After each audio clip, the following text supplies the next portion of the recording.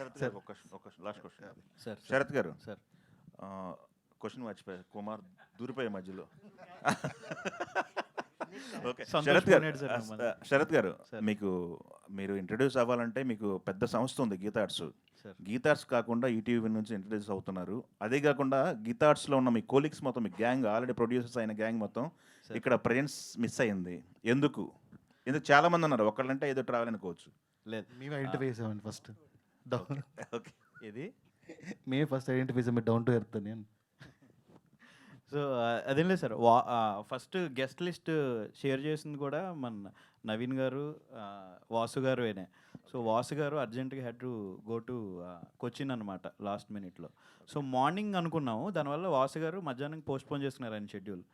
లోపల అందరూ మన అల్లు సినిమాస్ ఈవెంట్కి వెళ్ళాల్సి వచ్చిందని మళ్ళీ ఈవినింగ్కి మేము రీషెడ్యూల్ చేసాం. దానివల్ల కుమార్ ఓటు. శరత్ గారు, అంటే జర్నలిస్ట్గా పరిచయం మీరు. జర్నలిస్ట్గా స్టార్ట్ అయిన తర్వాత మీ కంటెంట్ ఒక పేజ్లో మీరు సరదాగా స్టార్ట్ చేసిన కంటెంట్ ఇంత పెద్ద సిరీస్గా టర్న్అవుట్ అయింది.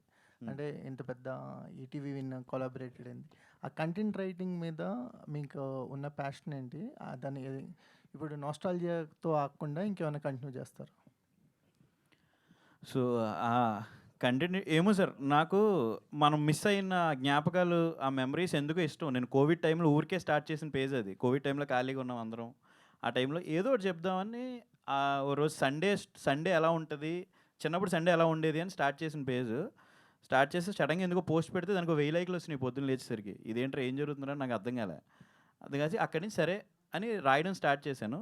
ఒక 1 మంత్ తర్వాత వాయిస్తో పెట్టడం స్టార్ట్ చేశాను. వైరల్ అయినాయి.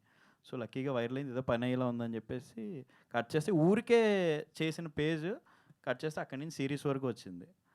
సో ఇందులో బాగా అనిపించే విషయం ఏంటంటే, నా టీంలో ఉండే సాయి తేజ అనే కుర్రోడు ఆ పేజ్కి థంబ్నెయిల్స్ ఇవన్నీ ఎడిట్ చేస్తున్నాడు. తను చాలా మంచి గ్రాఫిక్ డిజైనర్.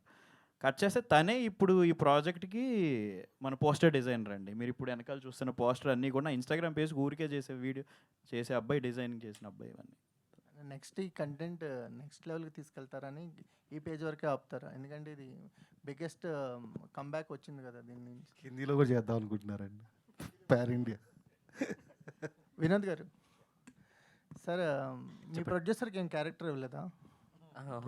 ప్రొడ్యూసర్ గారికి ఇంకా ఆయన బాగా లేదు, ఒక క్యారెక్టర్ చేయాలంటే, కానీ లాస్ట్ మినిట్లో హ్యాండ్ ఇచ్చారు. సో అది ఎందుకు హ్యాండ్ ఇచ్చారు అనేది ఆయన్ని అడగాలి మీరు. శరత్ గారు ఎందుకని? లేదు సార్, అదే ఇందాక మనం అనుకున్నట్టే నాకు మెయిన్ ఇంపార్టెంట్ ఏంటి బన్నీ గారు.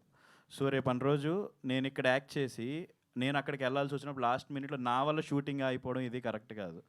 సో నేను అందుకని చెప్పేసి లేదు, నేను బ్యాక్ ఎండ్లో రైటింగ్ సైడ్ ఉంటా లేదా ప్రొడక్షన్ సైడ్ ఉంటా అని చెప్పి యాక్టింగ్ సైడ్ అసలు దూరలేదండి. విరాజ్ గారు, యాక్చువల్గా ఒక స్మాల్ థింగ్, ఒక ఇంట్రెస్టింగ్ థింగ్ దీంట్లో ఉంది. చాలామంది డైరెక్టర్స్ ఇందులో యాక్టర్స్గా చేశారండి. ప్రియదర్శన్ రామ్ గారు మీకు తెలుసు, రైటర్ డైరెక్టర్, ఆయన ఇందులో ఒక క్యారెక్టర్ చేశారు. కాశీ గారు ఉన్నారు, చిత్తం మహారాణి డైరెక్టర్, ఆయన ఇందులో యాక్టింగ్ చేశారు. సో ఇలా ఒక పాపులర్ ప్రొడ్యూసర్ అండి. ఈ మధ్య సెన్సేషన్కి కేర్ ఆఫ్ అయిన ఒక ప్రొడ్యూసర్ ఇందులో ఒక ఎక్స్ట్రాడినరీ రోల్ చేస్తున్నారు. కాదండి, ఈ మధ్య అగైన్ ఫెంటాస్టిక్ ప్రొడ్యూసర్, ఆయన డెబ్యూ కూడా మా చేతుల్లోగానే వెళ్తుందండి. సో విరాజ్ గారు చెప్పండి. బేబీ తర్వాత వచ్చిన గుర్తింపు కొంచెం సెలెక్టివ్గా ఉన్నారా మీ క్యారెక్టర్స్ విషయంలో? అంటే ఇప్పుడు గుర్తుకు వస్తున్నాయి కానీ చూజీగా వెళ్తున్నట్టు ఉంది. యా అంతే అండి, అంటే కంటెంట్ బట్టి, క్యారెక్టర్ బట్టి అండి. సో యా బేబీ ఆల్మోస్ట్ అయిపోయి 2.5 years అవుతుంది. సో టు బీ ఆనెస్ట్, పొద్దున్న నేను ఏదో తొందరపడట్లేదు అనిపిస్తుంది. నాకు తొందర ఉందండి, చాలా తొందర ఉంది. ఆ కంటెంట్ మన దగ్గరికి రావాలి, ఇట్ హ్యాస్ టు చూసెస్ అనిపించింది. ఆఫ్టర్ గెట్టింగ్ నాకు గుర్తుకొస్తున్నాయి వచ్చినప్పుడు, సంతోష్ది వచ్చినప్పుడు, దెన్ ఐ ఫెల్ట్ అంటే so there will be a satisfaction to the soul మనం కొన్ని చేసేటప్పుడు. అది కొన్ని మనల్ని ఎత్తుక్కుంటాయని నా ఫీలింగ్. సో నేను సర్చ్ చేస్తున్నాను, మంచి కంటెంట్ దొరికినప్పుడు ఐఎమ్ గోయింగ్ ఫార్వర్డ్ అనమాట. అలా నాకు ఇది కుదిరింది. మధ్యలో నేను ఇంకొక ప్రాజెక్ట్ చేశాను, దట్ డిడ్ంట్ కమ్ అవుట్. అది చాలామందికి తెలియదు. బట్ డెఫినెట్లీ మీరు అన్నట్టు ఇట్స్ టేకింగ్ లిటిల్ టైం. అలా నాకు ఐ థింక్ దీంతో నాకు నెక్స్ట్ టైం ఇంకా కంటిన్యూస్గా రావాలని కోరుకుంటున్నాను. మర్చిపోవటం అనే కాన్సెప్ట్ వస్తే మనకి ఫస్ట్ గజనీ గుర్తొస్తాడు, రైట్. సో ఆ తర్వాత అపరిచితుడు కానీ వసంత కోకిల, Right. డిఫరెంట్ ఎమోషన్స్లో ఉంటాయి. ఈ ఎమోషన్ కొంచెం మీకు ఎలా అనిపించింది? ఇప్పుడు మీరు చెప్పినట్టుగా 'గజినీ' లాంటి సినిమాలు చూసుకుంటే వెరీ సీరియస్ నోట్‌లో రన్ అవుతూ ఉంటాయి. సో, బట్ మన దాంట్లో ఏంటంటే అండి ఒక సిట్యుయేషన్ ఉంటది. It's very serious for the character. But ఏంటంటే it will be like a fun and adventurous ride with friends అండి.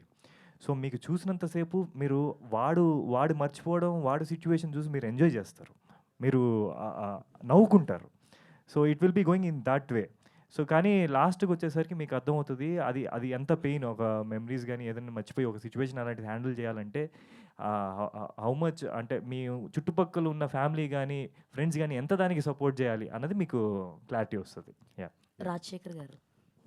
Last 2 questions please. రాజశేఖర్ గారు. చెప్పండి. చెప్పండి సార్. సో అంటే మీరు అందరు ఆన్సర్స్ వింటూ మిమ్మల్ని పిలుస్తున్నా కూడా మీరు వినిపించుకోవట్లేదు. బట్ చూసినంత వరకు గ్లిమ్స్ అవి చాలా నచ్చినాయండి. వీళ్ళతో అసోసియేట్ అయ్యి వర్క్ చేయడం మీకు ఎలా అనిపించింది? వీళ్ళతో ఉన్నటువంటి అసోసియేషన్ మీకు ఎలా అనిపించింది? షేర్ చేసుకోండి. అబ్బో, ఇది 1.5 ఇయర్ జర్నీ అవుద్దండి కంప్లీట్గా. 1 మినిట్లో చెప్పండి పోనీ. అయ్యో, బాగుందండి. మళ్ళీ మళ్ళీ వర్క్ చేయాలనిపించే టీమే ఇదంతా ఎప్పుడైనా సరే.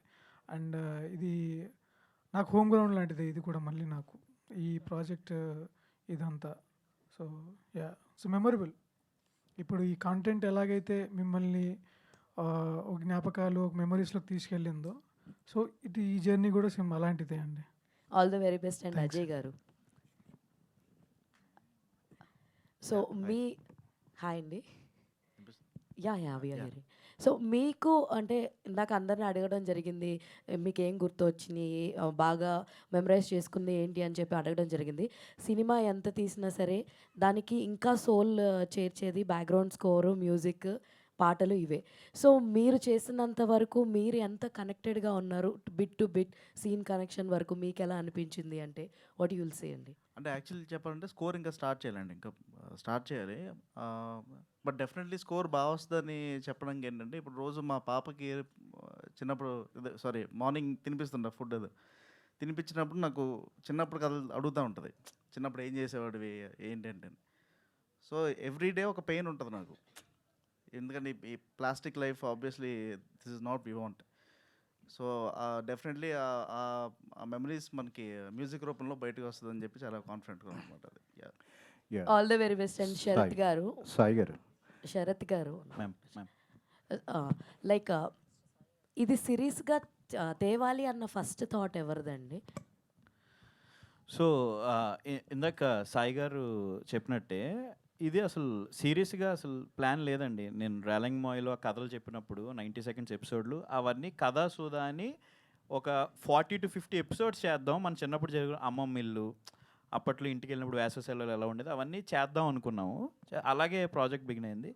ఆ జర్నీలో దీన్ని కథా సుధా బదులు ఒక సిరీస్గా చేస్తే ఎలా ఉంటుంది ఏంటి అనే డిస్కషన్లో అది సిరీస్లో కన్వర్ట్ అయింది. అంటే ఎన్ని ఎపిసోడ్స్ ఉంటాయి? వాట్ ఈస్ ఎపిసోడ్ డ్యూరేషన్ అంటే? సో ఇది ఒక 7 ఎపిసోడ్స్ దాకా అనుకుంటున్నామండి. సీజన్ 1, సీజన్ 2, సీజన్ 3 అలా కంటిన్యూషన్స్. ఇది కథా సుధాకి చేద్దాం అనుకున్న షార్ట్ ఎపిసోడ్స్ కాస్త సిరీస్ అయింది. సిరీస్ అయ్యే లోపు అది మళ్ళీ సిరీస్గానే ఉంటుందా, సినిమా వద్దా ఏంటి అనేది మాకు సాయి గారు ఇంకో 2 నెలల రోజుల్లో చెప్తారు. సాయి గారు ఇప్పటికైతే ఏం ఆలోచించలేదా? లేదండి, ఇప్పటికైతే సిరీసే చూద్దాం. Last question. సాయి గారు, అదే లాస్ట్ 1 ఇయర్లో వెరీ సక్సెస్ఫుల్ ప్రాజెక్టులు మీరు చేశారు. కొన్ని కాంట్రవర్సీలు అయినాయి, కొన్ని ఫెయిల్ అయినాయి. సో మొత్తం అన్ని అప్ అండ్ డౌన్స్ అన్నీ జరిగినాయి. బట్ ఓవరాల్గా ఎక్కువ మేజర్ సక్సెస్ అనేది మీరు చూశారు. గాద్ర అవార్డ్స్ కూడా కొట్టారు. ప్రయోగాలు చేయడం ఆపుతారా లేదా చేస్తూనే ఉంటారా? ఎట్లా ఉండబోతుంది మీ ఈటీవీ విన్ దానికి సంబంధించింది? నాకు ఒక పెద్ద మనిషి ఒక మాట చెప్పారు సార్. అంటే ఈ ఆర్ఎఫ్సీలో పెద్ద మనిషి ఒక ఆయన, కథను నమ్మండి, కథనాన్ని నమ్మండి, సినిమా తీయండి, ఎర్నింగ్స్ కాదు లర్నింగ్స్ తీసుకోండి అని చెప్పారు సార్. సో అది fit cost that we're okay, ప్రయోగాలు చేస్తూనే ఉంటాం sir. All the best. Thank you. Thank you media for your questions. Thank you so much. Glimpse ఇంకా చాలా కార్యక్రమాలు ఉంటాయి గుర్తుకొస్తున్నాయికి సంబంధించి. Thank so you. అప్పుడు మళ్ళీ Thank you మనం so much. కలుసుకుందాం. థ్యాంక్ యూ విన్ టీం అందరికి, గుర్తుకొస్తున్నాయి టీం అందరికి. వన్స్ అగైన్ హ్యాపీ బర్త్డే విరాజేషన్ గారు. Thank you. అండ్ ఒక్క నిమిషం కేక్ తీసుకునండి.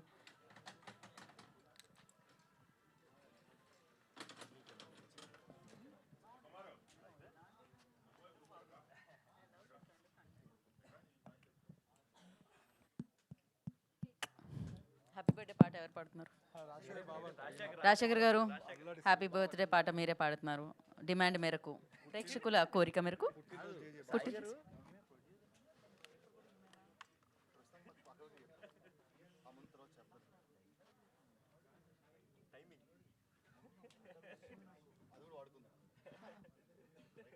ఇప్పుడు మీరు ఇంత డిస్టర్బ్ చేసినా మీరు మాత్రం పాడాల్సిందే పుట్టినరోజు జేజలు. విరాజ్, ఐ రిక్వెస్ట్ మీడియా వారిని కూడా జాయిన్ అవ్వాల్సిందిగా కోరుకుంటున్నాం. ప్లీజ్ జాయిన్ ద స్టేజ్ అండి. బాగుంటుంది అందరూ ఉండి కలిసికట్టుగా బర్త్డే జరుపుకుంటే. Yeah please please. Kumar garu, Venu garu please join అండి, please join. Hema please join.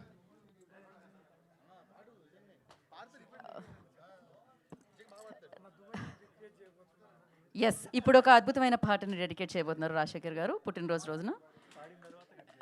లేదు లేదు, ఫస్ట్ కట్ చేస్తూ పాడాలి. అందరూ ఎందుకు సోషల్ డిస్టెన్స్ లాగా అంత. శరత్ గారు రండి, వినోద్ గారు, Sai Krishna garu, Nitin garu, everybody please. Yeah join అవ్వండబ్బా. పుట్టినరోజు జేజేలు బుజ్జి పాపాయి, నీకు ఏటేటా ఇలాంటి పండగ జరగాలి, పండగ జరగాలి. హ్యాపీ బర్త్డే పాట పాడమంటే మీరు దుబాయ్ సీనులో okay. Happy birthday Viraj garu. ఇలాంటి మంచి మంచి పుట్టినరోజులన్నీ జరుపుకోవాలని మనస్ఫూర్తిగా కోరుకుంటున్నాము.